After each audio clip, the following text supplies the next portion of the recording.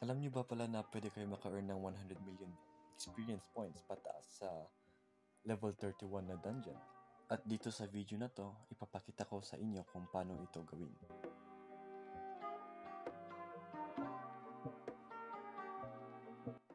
So first of all, punta kayo sa spawn area agad ng mobs. Lapitan nyo para faster na mamatay yung mobs, faster na mag-respawn ulit. So yung habol natin dito is more kills para more experience points na makukuha natin. Gaya sa ginagawa ko dito, pumunta ako agad sa spawn area. Also make sure na kunin mo yung aggro ng mobs at walang lalagpas sa'yo para hindi ma-damage yung wall at makuha mo yung 3 times multiplier for experience.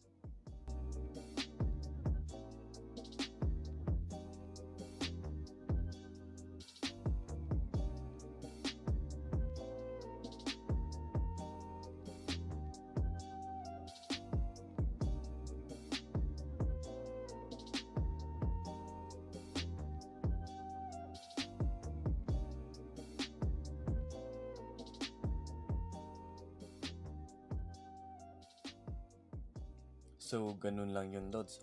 Tignan nyo rin, naka 118 million experience points ako doon in just one run sa level 31 dungeon. So, pwede to ma-achieve once kaya mo nang maka 3 hits or 2 hits sa mobs dito sa level 31 na dungeon at may ancient pet ka pang extra buff.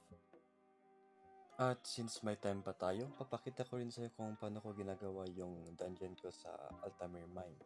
So, dito naman, hindi tayo magkikill ng mobs, kundi diretsong loot lang tayo ng loot, pick up lang yung mga crystals doon.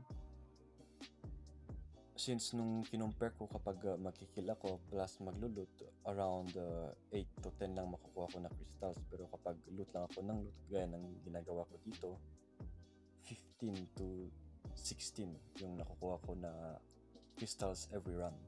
So best na gawin dito sa level 51, loot ka lang ng loot. Kaya mo na yung mouse. Matigas ng mga yan eh. Hirap papatay.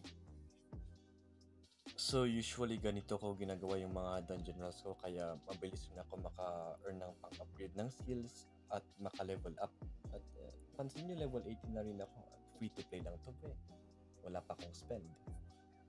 Also, good night na rin. Tulog na rin ako. Bye-bye.